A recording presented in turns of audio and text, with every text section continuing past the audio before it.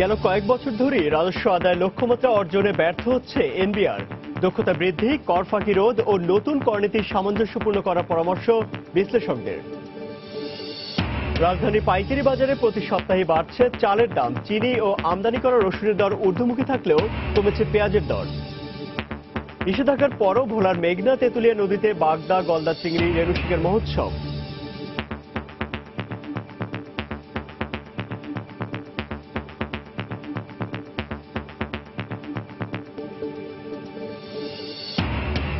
Zoom চাষের কারণে বর্ষা মৌসুমে পাহাড়ের মাটি পড়ে জৌলুস হারাতে বসেছে রাঙামাটির কাপ্তাই লেক। খননের ব্যবস্থা নিতে সরকারের কাছে জেলা প্রশাসনের চিঠি।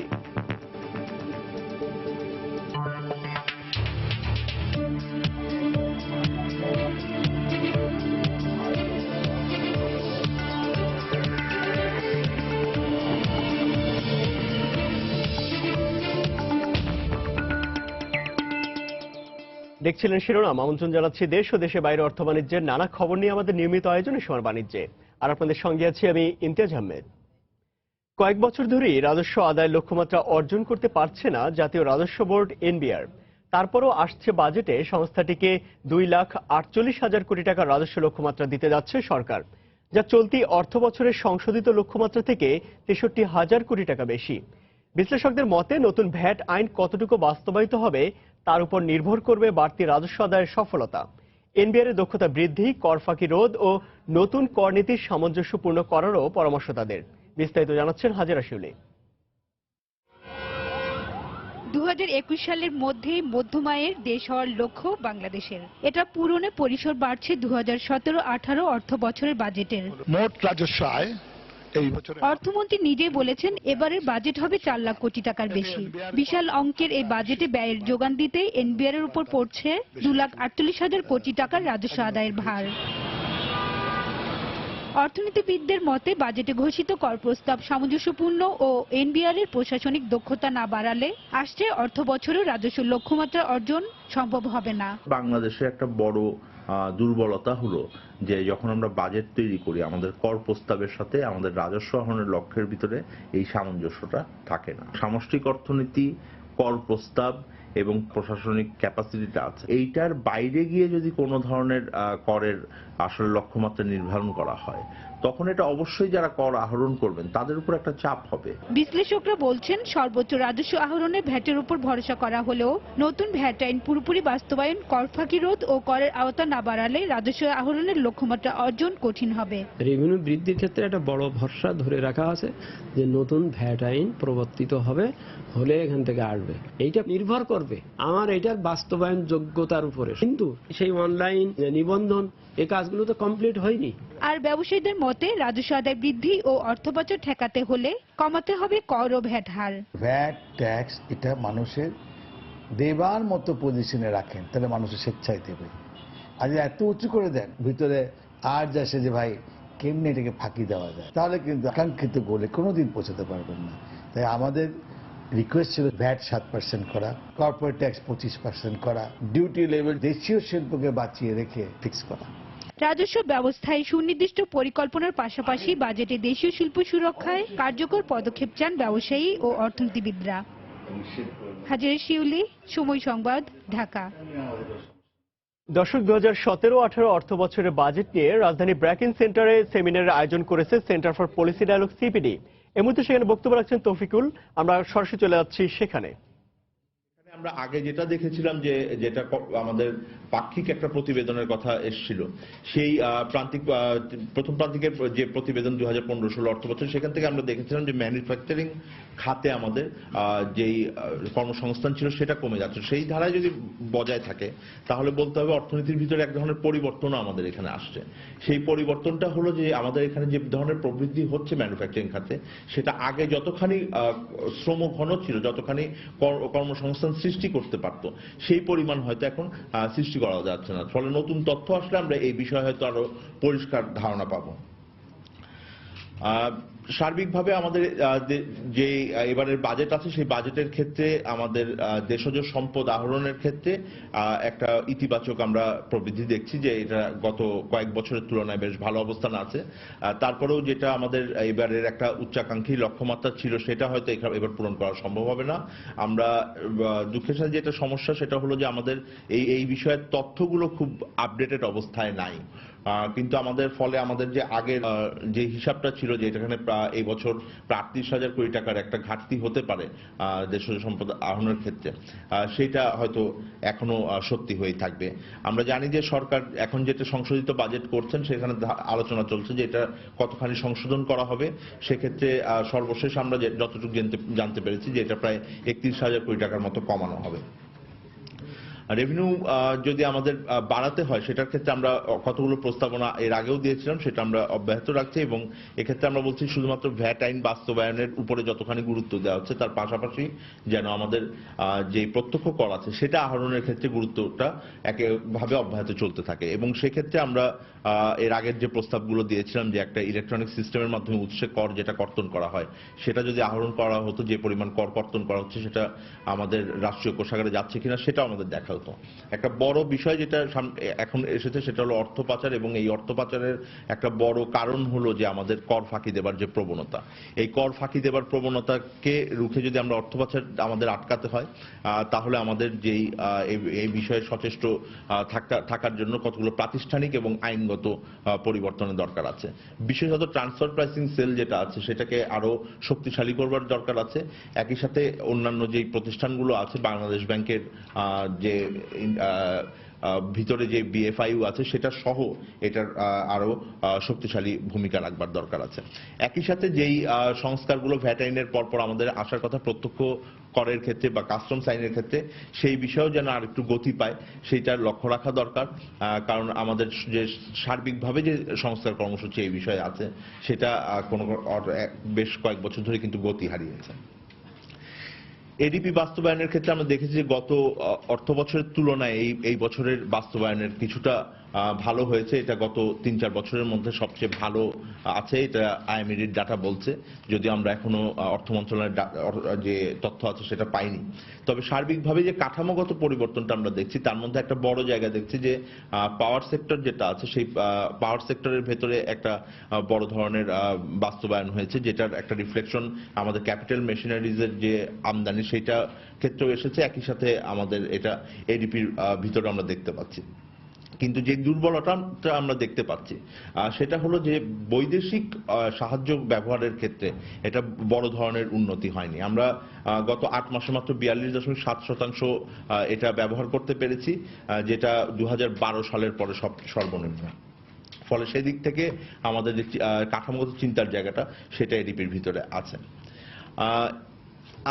বাজেটের ভিতরে আরো একটি গুরুত্বপূর্ণ জায়গা আছে, সেটা হলো যে আমাদের যে ঘাটতি অর্থায়ন আছে তার ক্ষেত্রে আমাদের যে সঞ্চয়পত্রের থেকে ঋণ নেবার অবস্থান সেটার পরিপ্রেক্ষিতে আমরা বারবারই বলছিলাম যে এখানে সুদের হারটা এখন ব্যাংকের সুদের হার যেভাবে কমে গেছে সেটার সাথে মিল রেখে কিছুটা সমন্বয় করা উচিত।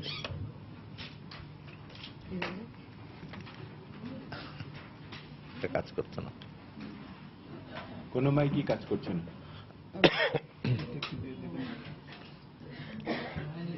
হ্যাঁ এখন বোধহয় এসছে।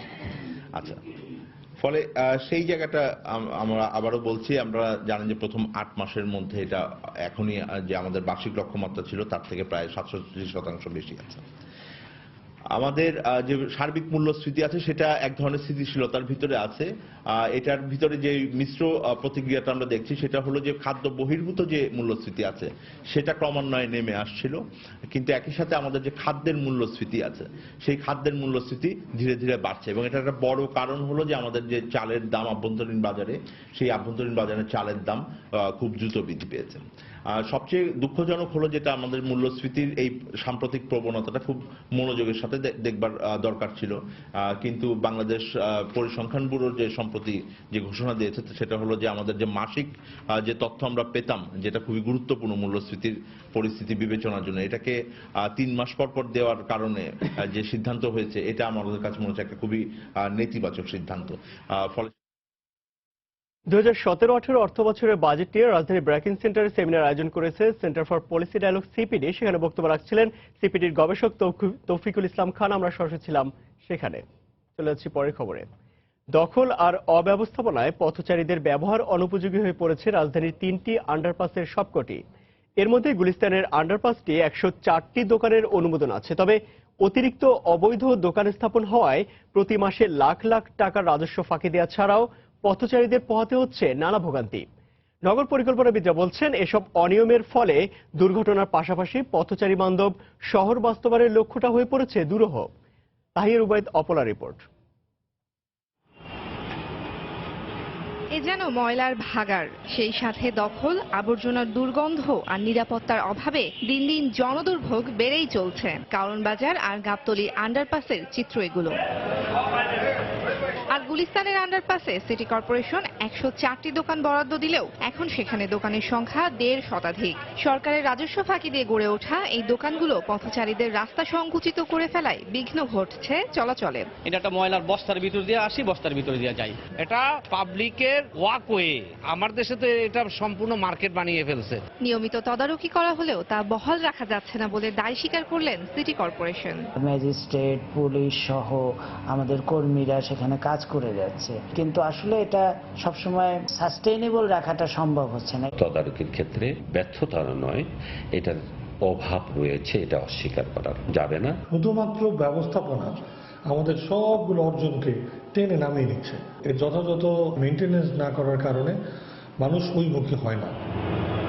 এই অব্যবস্থাপনা এবং অবৈধ দখলের কারণে একদিকে যেমন সিটি কর্পোরেশন রাজস্ব থেকে বঞ্চিত হচ্ছে, অপরদিকে পথচারীরা পাচ্ছেন না কাঙ্ক্ষিত সেবা।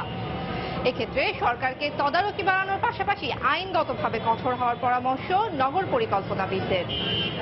তাহিয়া রুবাইয়াত, অপলা, সময় সংবাদ, ঢাকা। দেখছেন এ সময় বাণিজ্য। পাইকারি বাজারে মাত্র দুদিনের ব্যবধানে আমদানি রসুনের দাম কেজিতে বেড়েছে 25 থেকে 30 টাকা পর্যন্ত। পাইকাররা বলছেন, আমদানি সংকট দেখিয়ে বেশি দামে বিক্রি করায় অন্যান্য বাজারেও এর প্রভাব পড়েছে। অন্যদিকে প্রতি সপ্তাহে 2 থেকে 3 টাকা বাড়ছে সব ধরনের চালের দাম। রমজান মাসকে সামনে রেখে বেরিয়ে চলছে চিনির দরও। রাজধানী মোহাম্মদপুর পাইকারি বাজার ঘুরে এসে কাজল আব্দুল্লাহর রিপোর্ট। দেশব্যাপী চলছে বোরো ধান কাটা ও মাড়াইয়ের ভরা মৌসুম। ব্যবসায়ী সহ ভোক্তারা আশায় ছিলেন কয়েক মাস ধরে বাজারে চালের দামের ঊর্ধ্বগতির লাগাম টেনে ধরবে এ মৌসুমের নতুন চাল। একই সঙ্গে রমজানে চালের চাহিদা কম থাকায় দাম বাড়ার গতি থাকবে নিম্নমুখী। তবে সবার আশায় গুড়ে বালি। পাইকারি বাজারে সরবরাহ সংকট বোঝা না গেলেও ব্যবসায়ীরা বলছেন, সংকটের সাথে মিলগুলোতে লোডশেডিং এর কারণে উৎপাদন কম দেখানো হচ্ছে। এতে প্রতি সপ্তাহে চালের দাম কেজিতে 2 থেকে 3 টাকা বাড়ছে। রোজা মাস চলে আসছে, এখনো যে কোম্পানিগুলো যার কাছে চাল চাই সে বলে না চাল দেওয়া যাবে না, চাল নাই। তারা যেটা বলতেছে, ওখানে নাকি সারাদিনে আপনার ওদের মিলের মধ্যে 2 ঘন্টা, 4 ঘন্টা, 5 ঘন্টা বিদ্যুৎ থাকে, প্রোডাকশন করতে পারতেছেন। যদি সরকার বাইরে দিয়ে আমদানি করে, আমদানি করার পর যদি জায়গা থেকে ট্যাক্সিল দেয়, হয়তো বাজার ডাউন হইতে পারে। বাজারে সব ধরনের পেঁয়াজ ও আদার দাম প্রতি কেজিতে কমেছে প্রায় 2 থেকে 5 টাকা।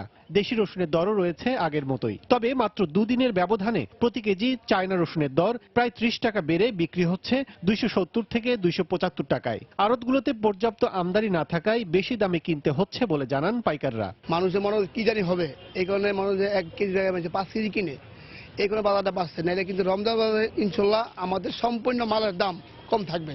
আর রসুনের বাজারটা হচ্ছে চায়না রসুনটা একটু কম আসে, এই কারণে বাজারটা একটু বেশি। ইনপুটাররা বলতেছে আসবো, কিছুদিনের ভিতরে কমে যাবো গা, তবে আসতেছে না। এই সমস্যাটা 170 টাকা থেকে শুরু করে 250 টাকা পর্যন্ত, 275 টাকা গত রাত্রে আনতারি নেই। এদিকে রমজান মাসকে পুঁজি করে চিনির দাম হয়েছে ঊর্ধ্বমুখী। 4 থেকে 5 টাকা বেড়ে 1 কেজি চিনি বিক্রি হচ্ছে 70 টাকায়। চিনিটা তো আসলে বাইরের সাথে সংযোগ, ডলারের সাথে সংযোগ, ওই ডলারের ওঠানামা করে, ওই হিসেবে চিনিটা রেডি ডিউ কিনি, তারপরও 8 দিন 10 দিন বয়ে থাকা লাগে গাড়ি একটা নিয়ে। চাহিদা পরিমাণ যদি মাল না দেয়, দাম তো এমনিই বাড়বো। এ বাজারে আগের দামে ছোলা 85, মসুর 98 থেকে 100, মুগ ডাল 102 থেকে 116 এবং প্রতি কেজি খোলা সয়াবিন বিক্রি হচ্ছে 85 টাকা দরে। রমজানে এসব পণ্যের দাম বাড়বে না বলেও জানান ব্যবসায়ীরা। কাজল আব্দুল্লাহ, সময় সংবাদ, ঢাকা। রমজানের আগ মুহূর্তে ভোগ্যপণ্যের বাজার পরিস্থিতি জানাতে চট্টগ্রামের খাতুনগঞ্জে আছেন রিপোর্টার কমল দে। আমরা সরাসরি চলে আছি তার কাছে। কমল, চাহিদার তুলনায় সরবরাহ বাড়তে থাকায় কিন্তু বন্দরনগরী চট্টগ্রামে প্রতিটি ভোগ্যপণ্যের দাম তুলনামূলক কমছে। গত এক সপ্তাহের তুলনায় আমরা দেখেছি প্রতি কেজি অর্থাৎ ছোলা, চিনি, ভোজ্য তেল, আদা, রসুন, পেঁয়াজ সবকিছুর পণ্যের কিন্তু কেজি প্রতি 3 থেকে 5 টাকা পর্যন্ত কমেছে। আমি যদি একটু দরের তারতম্যের কথা বলি, আমরা দেখেছি গত কয়েকদিন, গত সপ্তাহে কিন্তু পণ্যের দাম ব্যাপক বেড়েছিল, এখন কিন্তু তা কমছে। বিশেষ করে গত সপ্তাহ থেকে পণ্যের দাম কমতে শুরু করে। গত সপ্তাহে যেসব পণ্য বিক্রি হয়েছিল তা কেজি প্রতি 3 থেকে 5 টাকা কমছে আমরা দেখেছি। আমরা আজকে দেখতে পাচ্ছি ডিউ পর্যায়ে সয়াবিন তেলের প্রতিমণ বিক্রি হচ্ছে 2970 টাকা। গত সপ্তাহে যেটা ছিল প্রায় 3000 টাকার মতো করে। আর পাম অয়েল বিক্রি হচ্ছে আজকে 2610 টাকা প্রতিমণ এবং সুপার সোয়াবিন বিক্রি হচ্ছে 2810 টাকা। এছাড়া আমরা যদি বলি ছোলা, যেটা জানেন যে নিত্য প্রয়োজনীয় ছোলা হিসেবে যেটি সর্বশেষ গত 2 সপ্তাহ আগে যে ছোলার কেজি প্রায় 80 টাকা ছাড়িয়ে গেছিল, সেই ছোলা বিক্রি হচ্ছে 70 থেকে 72 টাকা, প্রকারভেদে 73 টাকা পর্যন্ত ছোলার দাম বিক্রি হচ্ছে। অর্থাৎ আজকে ছোলা দাম কমেছে প্রতি কেজিতে 2 থেকে 3 টাকা। একইভাবে কমেছে আদা, রসুন এবং পেঁয়াজের দাম। যেহেতু চাহিদার তুলনায় সরবরাহ বেড়েছে এবং সেই সাথে কিন্তু আপনার প্রচুর পরিমাণে আমদানি হয়েছে এবং যেহেতু প্রচুর গরম পড়ছে, সেই গরমের কারণে কিন্তু গুদামজাত করে রাখা যাচ্ছে না কোনো পণ্য। সে কারণে আদা, রসুন, পেঁয়াজের দাম কমেছে বলে ব্যবসায়ীরা আমাদেরকে জানিয়েছেন। ব্যবসায়ীরা বলছেন আজ পেঁয়াজ বিক্রি হচ্ছে প্রকারভেদে প্রতি কেজি 14 থেকে 17 টাকা, রসুন বিক্রি হচ্ছে 70 থেকে 90 টাকা কেজি, যা গত সপ্তাহে বিক্রি হয়েছিল এটা 72 থেকে 75 টাকা বিক্রি হয়েছিল, যেটা 70 টাকা। একইভাবে আজ আদা বিক্রি হচ্ছে প্রকারভেদে 50 থেকে 55 টাকা, যেটি গত সপ্তাহে বিক্রি হয়েছিল 57 থেকে 60 টাকা কেজি। অর্থাৎ আদা, রসুন, পেঁয়াজ এই 3টি পণ্য আপনি জানেন গুদামজাত করা যায় না, কারণ এখন প্রচন্ড গরম পড়ছে। এই গরমের কারণে এইসব পণ্য পচে যাওয়ার একটা আশঙ্কা থাকে। সেই আশঙ্কার প্রেক্ষিতে কিন্তু বিক্রেতারা, এত পাইকারি পর্যায়ে বিক্রেতা যারা রয়েছেন তারা কিন্তু পণ্য বাজারে ছেড়ে দিচ্ছেন, অর্থাৎ বিক্রি করে দিচ্ছেন। আর চিনি বিক্রি হচ্ছে 2350 টাকা প্রতিমণ, আর কেজি যার দাম পড়ছে 63 টাকা 50 পয়সা করে। চিনি ব্যবসায়ীরা বলছেন যে, তবে একটা তারা আশঙ্কার কথা বলছেন চিনি ব্যবসায়ীরা, যদি সরবরাহ এখন কিছুটা ঘাটতি রয়েছে, যদি এই ঘাটতিটা কাভার দেওয়া না যায় বা মেকআপ করা না যায়, তাহলে কিন্তু চিনির দাম একটু বেড়ে যাওয়ার আশঙ্কা করছেন। তারা বলছেন যদি যারা মিল মালিক রয়েছে, মিল মালিকরা যদি চাহিদা অনুযায়ী যদি তারা সরবরাহ করতে হয়, তাহলে হয়তো চিনির দাম কমবে। এখন এ পর্যন্ত বলা যায় যে, যেহেতু আপনি জানেন যে প্রতি বছর রমজানের মধ্যে প্রায় 1.5 লাখ টন ছোলা এবং প্রতিদিন 5 থেকে 6,000 মেট্রিক টন করে ভোজ্য তেল এবং 12 থেকে 13,000 মেট্রিক টন করে চিনি চাহিদা রয়েছে। এখন পর্যাপ্ত পরিমাণ বাজারে থাকা এইসব পণ্যের দাম আর বাড়ছে না, বরং স্থিতিশীল বা কিছু পণ্যের দাম কমে গেছে। বিশেষ করে ছোলা, চিনি এবং ভোজ্য তেল সবকিছুর পণ্যের দাম কমেছে বলে ব্যবসায়ীরা আমাদেরকে জানিয়েছেন। তো এখন পর্যন্ত আমার কাছে ছিল দেশের সবচেয়ে বড় ভোগ্যপণ্য বাজার খাতুনগঞ্জ থেকে সর্বশেষ। দর্শক, রমজানের আগ মুহূর্তে ভোগ্যপণ্যের বাজার পরিস্থিতি জানাতে চট্টগ্রামের খাতুনগঞ্জ থেকে আমাদের সঙ্গে যোগ দিয়েছিলেন সহকর্মী কমল দে। চলে যাচ্ছি পরের খবরে। নিষেধাজ্ঞা অমান্য করে ভোলার মেঘনা তেঁতুলিয়া নদীতে চলছে বাগদা গলদা চিংড়ি রেণু শিকারের মহোৎসব। প্রতিদিন কোটি কোটি টাকার রেণু শিকার ও বেচাকেনা হলেও কার্যকর কোনো পদক্ষেপ নিচ্ছে না স্থানীয় প্রশাসন। তবে মৎস্য বিভাগের দাবি, নিষেধাজ্ঞা অমান্যকারীদের জেল জরিমানা সহ রেণু ধরা বন্ধে ব্যবস্থা নেওয়া হচ্ছে। বিশেষজ্ঞরা বলছেন, অপরিকল্পিত এ রেণু শিকারের কারণে বিলুপ্ত হচ্ছে বিভিন্ন প্রজাতির মাছ ও পরিবেশ বান্ধব পোকামাকড়। নাসির উদ্দিন লিটনের তথ্য, উৎপল দেবনাথের ছবি নিয়ে ডেস্ক রিপোর্ট। প্রতিদিন জোয়ার ভাটায় শিশু ও নারী পুরুষ মশারি জাল দিয়ে মেঘনা তেঁতুলিয়া নদীতে রেণু শিকার করছে।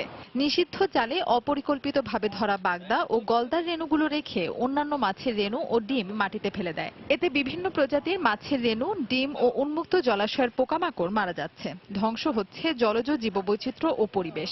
আর দালাল সিন্ডিকেটের মাধ্যমে এসব চিংড়ি রেণু খুলনা, যশোর, সাতক্ষীরা সহ দেশের দক্ষিণ পশ্চিমাঞ্চলে পাচার হলেও কার্যকর পদক্ষেপ নিতে পারছে না স্থানীয় প্রশাসন। এ সময় নদীতে মাছ কম থাকায় আইন অমান্য করে রেণু শিকার করছেন বলে জানান জেলেরা। অভাবের কারণে ধরি তো বেকার, এর 20-50 টাকা পাইলে নিজে চলা যায়, সংসার চলা যায়। রেণু ধরি, আমাকে বাচ্চা কাচ্চা আছে, ছেলে মেয়ে আছে, বাবা মা আছে, এগুলো মোটামুটি ভাবে একটু সংসারটা চালে নেই। একটি চিংড়ি রেণু ধরতে গিয়ে অন্যান্য মাছের সহস্রাধিক রেণু ও ডিম নষ্ট করছে উল্লেখ করে এ বিশেষজ্ঞ বলেন, অপরিকল্পিত আহরণের কারণে জীববৈচিত্র্য ও পরিবেশ ধ্বংস হচ্ছে। বাংলাদেশ সরকারের কিন্তু আইন আছে, সে আইনগুলো কার্যকরীভাবে মাঠ পর্যায়ে বাস্তবায়ন ঘটানো গেলে এবং দরিদ্র শ্রেণীর মানুষজনের জন্য বিকল্প কর্মসংস্থানের যদি কোনো ব্যবস্থা করা যায়, তাহলে তাদের একদিকে যেমন জীবিকায়নের মানটাও ঠিক থাকলো, অন্যদিকে আমার জীববৈচিত্র্যতা, আমাদের নদীর পরিবেশগুলোও ঠিক থাকছে। তবে জেলার মৎস্য কর্মকর্তা শিকারীদের জেল জরিমানা করা হচ্ছে জানিয়ে রেণু ধরা বন্ধে কঠোর পদক্ষেপ নেওয়ার কথা জানালেন। যে কোনো ধরনের রেণু আহরণে এটা মৎস্য সংরক্ষণ আইনে নিষিদ্ধ করা আছে। এপ্রিল মাসে আমাদের যে পরিসংখ্যানটা আছে সেখানে আমরা 11টি মোবাইল কোর্ট এবং অভিযানের মাধ্যমে প্রায় 20 লক্ষ রেণুপোনা আটক করেছি। নিষেধাজ্ঞা অমান্য করে জেলার লক্ষাধিক জেলে চিংড়ি রেণু শিকার করে থাকে। গত 1 মাসে 25 জন শিকারীকে আটক করে 9 জনকে জেল দেওয়া হয়েছে। এছাড়া 14,000 টাকা জরিমানা ও প্রায় 23 লাখ রেণু আটক করা হয়েছে। সময় সংবাদ, ভোলা। দেখছেন এসময় বাণিজ্য। রমজান উপলক্ষে রাজধানী কাঁচা বাজারগুলোতে আগাম কেনাকাটায় ব্যস্ত ক্রেতারা। এই মুহূর্তে রাজধানী মালিবাগ কাঁচা বাজারে রয়েছেন সহকর্মী মামুন আব্দুল্লাহ। আমরা সরাসরি চলে যাচ্ছি তার কাছে। মামুন।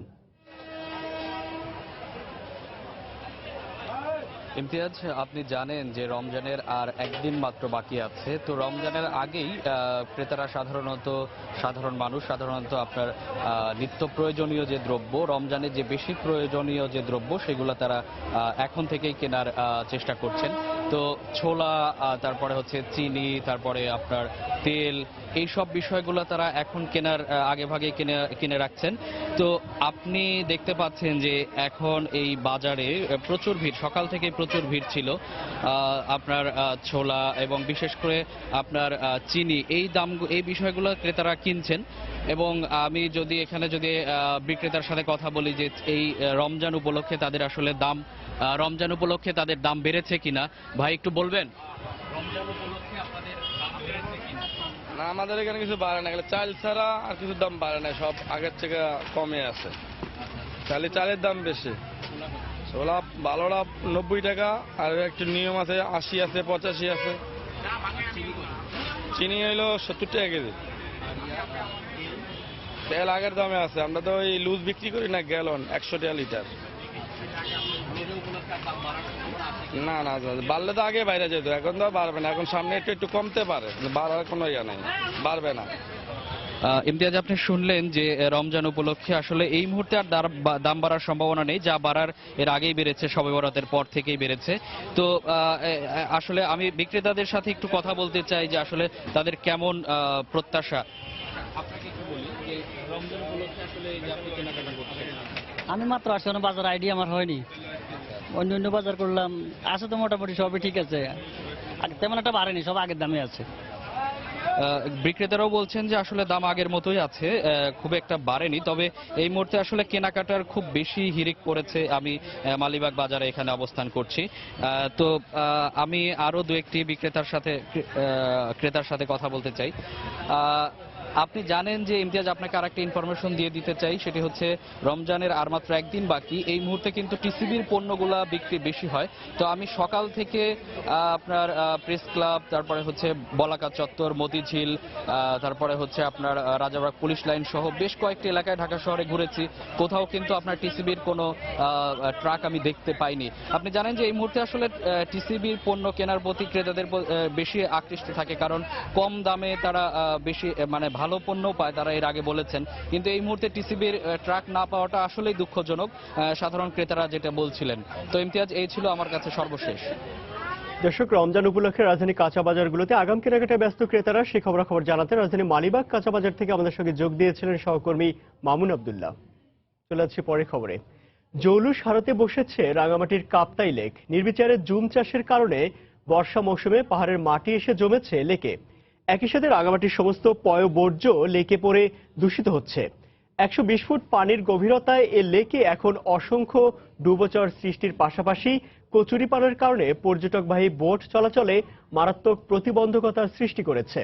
হেফাজত সবুজকে সাথে নিয়ে শাখাত টিপুর ক্যামেরা আরো জানাচ্ছেন কমল দে। 1956 সালে কাপ্তাই জলবিদ্যুৎ কেন্দ্রের জন্য বাদ দেওয়ায় 54,000 একর কৃষি জমি এবং 29 বর্গমাইল বনভূমি ডুবে সৃষ্টি হয় এই কৃত্রিম লেকের। সময়ের পরিক্রমায় এটি হয়ে ওঠে বিনোদন এবং পর্যটন কেন্দ্র। বড় বড় পাহাড়ের পাশ দিয়ে বয়ে যাওয়া লেকের পানিতে ঘুরতে আসত দেশি বিদেশি পর্যটকরা, কিন্তু পুরো লেক জুড়ে শত শত ডুবোচর ও কচুরিপানার কারণে এটি এখন প্রায় পর্যটক শূন্য। বোট নিয়ে বের হইতে পারতেছি না, বের হইলেও যেমন দেখা যাচ্ছে কচুরিপানায় আমাদের পাখায় বাইরে যাচ্ছে, আপনার এই পাঙ্খা ভেঙে যাচ্ছে। দীর্ঘ বেশ কয়েক বছর ড্রেজিং হয় না এই লেকটা, যার কারণে অনেক পানি কমলে তো অনেক বোট চলাচল করতে অসুবিধা হয়। সমস্ত ময়লা আবর্জনা গিয়ে কাপ্তাই লেক ভরাট হয়ে যাচ্ছে, পানি দূষিত হয়ে যাচ্ছে। সৃষ্টির সময় 120 থেকে 150 ফুট গভীর ছিল এই লেক। এখন তীরবর্তী এলাকাগুলোতে পানি নেই বললে চলে। কাপ্তাই লেকের পাশে যে পাহাড়গুলো আছে, এখানে পাহাড়িরা নিয়মিত জুম চাষ করে। জুম চাষের কারণে এখানে সবসময় কিছুটা আলগা মাটি তৈরি হয়, আর বর্ষাকালে সেই মাটিগুলো নদীতে নেমে আসে। নাব্যতা হ্রাস পাওয়ার কারণে মূল বর্ষার সময় পানিতে যে স্রোত তৈরি হওয়ার কথা, সেই পরিমাণ স্রোত এখন আর তৈরি হয় না। এই অবস্থায় জেলা প্রশাসন লেক খননের ব্যবস্থা নেওয়ার জন্য সরকারের উচ্চ পর্যায়ে চিঠি দিয়েছে। সরকারের সিদ্ধান্ত আছে যে এখানে ড্রেজিং করা হবে, আদারওয়াইজ পানি আগে যে পানিটা কন্টেন করতে পারতো তার চেয়ে অনেক কম পানি কন্টেন করলে কিন্তু এখন এলাকা ডুবে যায়। যে পরিমাণ পানি আমাদের প্রয়োজন বিদ্যুৎ, কন্টিনিউয়াস বিদ্যুৎ উৎপাদনের জন্য, সেই পরিমাণ পানি আমরা ধরে রাখতে পারতেছি না, কারণ ওই যে বেডটা আপনার সিলটেটেড হয়ে উপরে উঠে গেছে। লুসাই পাহাড় থেকে পানির ধারা নেমে আসলো, এর সাথে সংযুক্ত রয়েছে মাইনি, চেঙ্গি, রাইখিয়ং, কাসলং এবং কর্ণফুলী নদী। রাঙ্গামাটি কাপ্তাই লেকের এই অংশ বর্ষাকালে 20 থেকে 30 ফুট পানিতে তলিয়ে থাকে, কিন্তু এখন সৃষ্টি হয়েছে অসংখ্য ডুবোচর, আর এভাবে সংকীর্ণ হয়ে পড়ছে 725 বর্গ কিলোমিটারের এই লেক।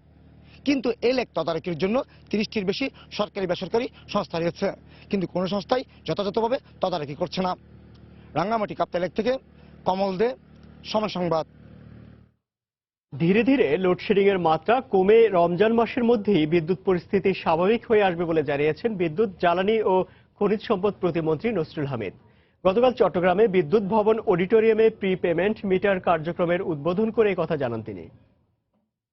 বেশ কিছু পাওয়ার প্ল্যান্ট কিন্তু শাট অফে চলে গেছে, বন্ধ হয়ে গেছে হঠাৎ করে মেকানিক্যাল ফল্টে, যার কারণে প্রায় 1500 থেকে 1700 মেগাওয়াট কিন্তু আমরা ডিস্ট্রিবিউশনে দিতে পারি নাই। এটা খুবই স্বাভাবিক।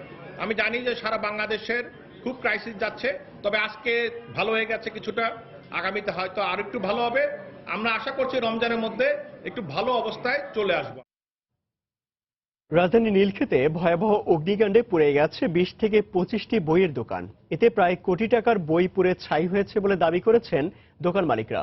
প্রত্যক্ষদর্শীরা জানায়, গতকাল সন্ধ্যা 7:30টার দিকে ঝড়ের মধ্যে হঠাৎ আগুন লাগে একটি বইয়ের গোডাউনে। কিছুক্ষণের মধ্যেই আশপাশের দোকানে ছড়িয়ে পড়ে আগুন। পরে ফায়ার সার্ভিসের 9টি ইউনিট ঘটনাস্থলে এসে প্রায় ঘণ্টাখানেক চেষ্টা চালিয়ে আগুন নিয়ন্ত্রণে আনে। তবে কি কারণে আগুন লেগেছে তা বলতে না পারলেও বৈদ্যুতিক শর্ট সার্কিট থেকে এর সূত্রপাত হতে পারে বলে প্রাথমিক ধারণা করছে ফায়ার সার্ভিস। এদিকে ক্ষতিগ্রস্ত ব্যবসায়ীরা সংশ্লিষ্ট কর্তৃপক্ষের কাছে ক্ষতিপূরণের দাবি জানিয়েছেন।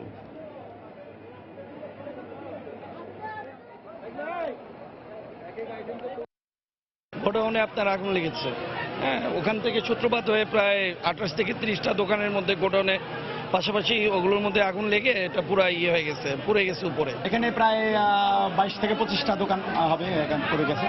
এক এক দোকানে ধরেন মিনিমাম প্রায় 10 থেকে 15 লাখ টাকার বই থাকে। সরকার কিছু আর্থিক সাহায্য করুক, করলে আমরা আমাদের যে ক্ষতিগুলো হয়েছে এগুলো আমরা কেটে উঠতে পারবো। হঠাৎ করে 3 তলা থেকে ধোঁয়া, তারপরে 3 তলা থেকে ধোঁয়া, এখানে কেউ বিড়ি সিগারেটও খায় না, তো মানে বৈদ্যুতিক লাইন থাকে, তো ইলেকট্রিক শর্ট হইতে পারে। তারপরে আমরা আগুন নির্বাপনের পরে আগুনের আসল ফায়ার অরিজিনটা আমরা খোঁজার চেষ্টা করব।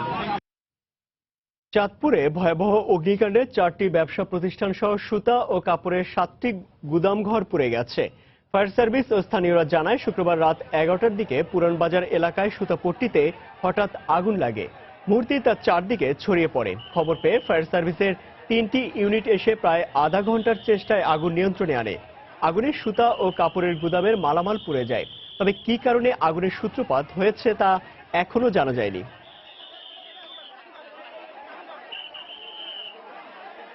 গেল সপ্তাহে বিভিন্ন মন্ত্রী, ব্যবসায়ী ও বিশিষ্ট ব্যক্তিরা দেশের অর্থনীতি নিয়ে গুরুত্বপূর্ণ বক্তব্য দিয়েছেন। আর এসব বক্তব্য নিয়ে আমাদের এবার আয়োজন, চলুন দেখে নেই এক নজরে। প্রতিবন্ধী সেবা ও সাহায্য কেন্দ্র জাতীয় করা না, আমি এর পক্ষে না। রিসার্চ সেন্টারে ফিজিক্যালি কিছু না দিতে পারলেও যে অ্যাডভাইসটা যেটা দেয় সেটা ভেরি রিচ। আমাদের বিভাগীয় শহরে আমরা রিসার্চ সেন্টার করতে পারি। আমি হয়তো সেটার জন্য কিছু বাজেট বরাদ্দ ওরা করে দিতে পারি। কমিউনিটি ক্লিনিকে প্রতিবন্ধী ব্যক্তির জন্য প্রাথমিক স্বাস্থ্যসেবা চালুকরণের একটা দাবি উঠেছে। হ্যাঁ, এটা আমাদের স্বাস্থ্য মন্ত্রণালয় থেকে একটা ইনস্ট্রাকশন হলে সেটা হতে পারে। আমরা নতুন আঙ্গিকে আপনার এই যাত্রা আরম্ভ করছে ইকোনমি, স্পেশাল ইকোনমি জোনের। আপনার টিমের কাছে কৃতজ্ঞ, আমরা এটা সাকসেস হয়েছি। সহযোগিতা পাইলে আরো বেশি আগায় যাব। যে কোনো সেক্টর আপনি যদি আমাদেরকে মনে করেন স্যার ডাইকা যে এই সেক্টরটা করতে হবে, ইনশাল্লাহ আমি করে দেব। প্রাইভেট ইজেড পলিসি যেটা আছে সব স্টেপগুলো বলা আছে সেখানে। আমরা আশা করবো 1 বছরের আগেই যদি তারা দক্ষতার সাথে কাজ করে লাইসেন্সের জন্য আবেদন করলে তখন আমরা তাদেরকে ফাইনাল লাইসেন্স দিয়ে দেব। সবচেয়ে তার বড় যেটা অ্যাডভান্টেজ সিটি গ্রুপের সেটা হচ্ছে তাদের নিজস্ব অনেক ইন্ডাস্ট্রি আছে, নিজেদেরও কিছু শিল্প প্রতিষ্ঠান তারা এখানে স্থাপন করতে পারে। দেশের অভ্যন্তরীণ উৎপাদন তার থেকেই আমাদের নিজের চলার জন্য এবং মানুষের মধ্যে যে বিশাল আকাঙ্ক্ষা উন্নয়নের জন্য উন্নত দেশ হতে হবে, মধ্য আয়ের দেশ হতে হবে, সকলের জন্য বিদ্যুৎ লাগবে, সকলের জন্য ইন্টারনেট লাগবে, ওয়াইফাই লাগবে। এই যে আমাদের মধ্যে একটা উচ্চ আকাঙ্ক্ষা, এই জন্য আমাদের অর্থের প্রয়োজন। সে অর্থ অভ্যন্তরীণভাবে জোগাড় করার জন্য সিস্টেমের প্রয়োজন। রাস্তায় যদি একটি পানির বোতল ধরা হয় যেটা ডিফেক্টিভ, সেই ব্যক্তির শাস্তি হওয়ার চেয়ে আমি মনে করি যে এটা তৈরি করছে তার শাস্তি হওয়া উচিত। এবং সেইভাবে আমি আমাদের ডিপার্টমেন্টে নির্দেশ দিয়েছি যে কোন কোম্পানির পানি সেটা আগে দেখতে হবে এবং সেই কোম্পানির মধ্যে ব্যবস্থা নিতে হবে। 11 মাসে 4,01,75,500 টাকা আমরা মোবাইল কোর্টের মাধ্যমে ফাইন করেছিলাম এবং সারা দেশব্যাপী কিন্তু আমাদের কার্যক্রম পরিচালিত হচ্ছে। আমাদের এক্সপোর্টের 34-এর মধ্যে 28 বিলিয়ন হলো রেডিমেড গার্মেন্টস, কিন্তু এইটার থেকে আমরা সরে যেতে চাই। আমাদের গার্মেন্টও থাকবে। আমরা এখন লক্ষ্য নির্ধারণ করেছি আইটি সেক্টর, আমাদের লেদার, শিপ বিল্ডিং, আমাদের জুট, তারপর আমাদের কৃষি পণ্য, অর্থাৎ ডাইভার্সিফিকেশন আমাদের 7ম 5ম বার্ষিকী পরিকল্পনায় আমাদের পণ্যের বহুমুখীকরণ এবং বাজার বহির্মুখীকরণ করার পরিকল্পনা রয়েছে। বাংলাদেশ would have 2025 সাল নাগাদ বাংলাদেশের বার্ষিক জিডিপি প্রবৃদ্ধি 2 অঙ্কে পৌঁছাবে। বাংলাদেশের বিনিয়োগ জিডিপি অনুপাত 40% উন্নীত হবে। তবে এর জন্য কিছু শর্ত পূরণ করতে হবে বাংলাদেশকে। বিশেষ করে বেসরকারি বিনিয়োগ উৎসাহিত করতে সরকারি নীতি সহায়তা আরো বাড়াতে হবে। বেসরকারি খাতের জন্য করণীয় হচ্ছে দেশকে সবচেয়ে কম ট্যাক্স জিডিপি অনুপাতের তালিকা থেকে বের করে আনতে হবে। critical limit of 20% of GDP as investment. বিসিকে এর মাধ্যমে এই লাইট ইঞ্জিনিয়ারিং ফ্যাক্টরিগুলিকে একটি জায়গায় সন্নিবেশন করার জন্য আমরা কালীগঞ্জে জায়গা নিয়েছি, সেখানে কাজ দ্রুত এগিয়ে চলছে। কেমিক্যালসের জন্য যে একটা নিমতলির দুর্ঘটনা ঘটেছিল, এমনি ধরনের কোনো দুর্ঘটনা আর যাতে না ঘটতে পারে তার জন্য আমরা সেই কেমিক্যাল ইন্ডাস্ট্রিগুলো সরিয়ে শহরের বাইরে নেওয়ার জন্য জায়গা নির্ধারণ করছি। বিভিন্ন রকম ছড়িয়ে ছিটে থাকা ইন্ডাস্ট্রিগুলিকে আমরা একই জায়গায় একীভূত করছি এবং যার মাধ্যমে এই শিল্পায়নের প্রসার ঘটবে এবং আমাদের এইগুলি রক্ষণাবেক্ষণ করা, দেখাশোনা করা সব দিক থেকে একটা সহজ উপায় হবে। জাপানের যে concern about security of Bangladesh, এটা সম্বন্ধে উনি বললেন যে found it very good here. And of course জাপানে আমার এটা নিয়ে চিন্তাভাবনা অন্যরকম হচ্ছে, কেননা এখনো তো আমরা জঙ্গিদের ধরছি। They are satisfied with the steps Bangladesh government has been taking against extremism. এখন দেখছি যে ওই যে রেট কমানো খুবই কষ্ট। Business people that you will be given, এটা সস্তি অবস্থায় থাকবেন আপনার। বিশেষ করে যারা চিৎকার করে তাদের ওই 1 কোটি টাকার উপরে হলে তাদের আর অত চিৎকার করার সুযোগ কমে যাবে। আগের সপ্তাহের ধারাবাহিকতায় ঢাকা স্টক এক্সচেঞ্জের গত সপ্তাহের লেনদেনও মন্দাভাবের মধ্য দিয়ে শেষ হয়েছে। সপ্তাহ ব্যবধানে ডিএসই এক্স সূচকে 14 পয়েন্ট যোগ হলেও বাজারে লেনদেন হওয়া অধিকাংশ শেয়ারের দামই কমেছে। সেই সাথে টাকার অঙ্কে বাজারে লেনদেনের পরিমাণ ছিল আগের সপ্তাহের তুলনায় কম। গেল সপ্তাহের প্রথম কার্যদিবস রোববার প্রধান সূচক ডিএসই এক্স 36 পয়েন্ট কমে অবস্থান নেয় 5,363 পয়েন্টে। এদিন বাজারে হাতবদল হয় 458 কোটি টাকার শেয়ার ও মিউচুয়াল ফান্ড। পরদিন 17 পয়েন্ট যোগ হয় বাজারের এ প্রধান সূচকে, যার ধারাবাহিকতা বৃহস্পতিবার পর্যন্ত ছিল। যদিও গেল সপ্তাহে ডিএসই এক্স বেড়েছে মাত্র 14 পয়েন্ট। সর্বোচ্চ লেনদেন ছিল মঙ্গলবার 612 কোটি টাকা। এছাড়া 7 দিনের ব্যবধানে বাছাই সূচক ডিএসই 30 বেড়েছে 19 পয়েন্ট এবং সরিয়া সূচক ডিএসইএস বেড়েছে 5 পয়েন্ট। গত সপ্তাহে দরবারের শীর্ষে ছিল Peninsula, ICB AMCL NRB fund, Agni systems, Mozaffar Hossain spinning mills এবং আইসিবি-এএমসিএল সোনালী ব্যাংক ফান্ড। এদিকে দাম হারানো প্রতিষ্ঠানগুলোর মধ্যে শীর্ষে ছিল Rupali insurance, NCC bank, Republic insurance, Prabhati insurance এবং ফার্স্ট সিকিউরিটি ইসলামী ব্যাংক। গেল সপ্তাহে ঢাকা স্টক এক্সচেঞ্জে লেনদেন হওয়া ৩৩৩টি প্রতিষ্ঠানের মধ্যে দর বেড়েছে ১৩৯টির, কমেছে ১৬৯টির এবং অপরিবর্তিত ছিল ২৪টি শেয়ার ও মিউচুয়াল ফান্ডের। হরিপদ সাহা, সময় সংবাদ, ঢাকা। ভারতের অন্যতম পর্যটন কেন্দ্র উটিতে চলছে মনোরম ফুলের প্রদর্শনী। ১২১তম এই প্রদর্শনীতে বরাবরের মতো এবারও নানা রং ও আকৃতির ফুল ও গাছের প্রদর্শন করা হয়। উটির বোটানিক্যাল গার্ডেনে ৩ দিনব্যাপী আয়োজিত এই প্রদর্শনী দেখতে ভিড় জমান অনেকেই। যেদিকেই চোখ যায় শুধু ফুল আর ফুল, চারপাশে যেন শত শত ফুলের বাহার। তামিলনাড়ুর উটিতে প্রায় ২২ একর জায়গা জুড়ে রয়েছে বোটানিক্যাল গার্ডেন, যা ১৯৪৭ সালে নির্মিত হয়। পৃথিবীর বিভিন্ন প্রান্ত থেকে গাছ এনে সংরক্ষিত করা হয় এই বোটানিক্যাল গার্ডেনে। বোটানিক্যাল গার্ডেনটিতে মে মাসে আয়োজন করা হয় বার্ষিক ফুল ও দুষ্প্রাপ্য গাছের প্রদর্শনীর, যা দেখতে ভিড় জমান হাজারো পর্যটক। এবারের প্রদর্শনীতে ১৫,০০০ নতুন সব গাছের পাশাপাশি প্রায় ১ লাখ নতুন ফুলের দেখা মিলবে, যার মধ্যে রয়েছে বিভিন্ন ধরনের ডালিয়া, গাঁদা, রজনীগন্ধা, গোলাপ, অর্কিড সহ নানা প্রজাতির ফুল। This is a very good experience of the flower show. এটা আমার জন্য অন্যরকম এক অনুভূতি, কারণ ফুল আমি খুব ভালোবাসি। এখানে আসলে অনেক রকম ফুল ও গাছের দেখা মেলে। Experiences of different kinds of flowers. This is a beautiful garden. Dahlia, গোলাপ, গাঁদার মতো পরিচিত ফুলের পাশাপাশি প্রদর্শন করা হচ্ছে অনেক দুষ্প্রাপ্য ফুল ও গাছ। সবকিছুই দারুণভাবে সাজানো হয়েছে। ভারতের সবচাইতে বড় রোজ গার্ডেনের দেখা মিলবে উটিতেই। ১৯৯৫ সালে আন্তর্জাতিক পুষ্প প্রদর্শনীর শতবর্ষ উপলক্ষে সরকারি গোলাপের বাগান হিসাবে ঘোষণা করা হয়। গোলাপ চাষের জন্য উপযুক্ত উটিতে প্রায় ২০,০০০ প্রজাতির গোলাপ রয়েছে, আর দর্শকের দৃষ্টি কাড়তে বিভিন্ন রঙের গোলাপ দিয়ে বানানো হয় বিভিন্ন ভাস্কর্য। তাই প্রতি বছর এই প্রদর্শনী দেখতে ভিড় জমান পুষ্প প্রেমিকেরা। আফরিন জেরিন, সময় সংবাদ। আবারও জানিয়ে দিচ্ছি সীমার বাণিজ্যের শিরোনামগুলি। গেল কয়েক বছর ধরেই রাজস্ব আদায়ের লক্ষ্যমাত্রা অর্জনে ব্যর্থ হচ্ছে এনবিআর। দক্ষতা বৃদ্ধি, কর ফাঁকি রোধ ও নতুন কর নীতি সামঞ্জস্য করা পরামর্শ বিশ্লেষকদের। রাজধানী পাইকারি বাজারে প্রতি সপ্তাহে বাড়ছে চালের দাম। চিনি ও আমদানি করা রসুনের দর ঊর্ধ্বমুখী থাকলেও কমেছে পেঁয়াজের দর, স্থিতিশীল ছোলা ও সয়াবিন তেলের দাম। নিষেধাজ্ঞার পরও ভোলার মেঘনা তেঁতুলিয়া নদীতে বাগদা, গলদা চিংড়ি রেণু শিকারের মহোৎসব। জেল জরিমানা করা হচ্ছে, দাবি মৎস্য বিভাগের। এবং জুম চাষের কারণে বর্ষা মৌসুমে পাহাড়ের মাটি পড়ে জৌলুস হারাতে বসেছে রাঙামাটির কাপ্তাই লেক। খননে ব্যবস্থা নিতে সরকারের কাছে জেলা প্রশাসনের চিঠি।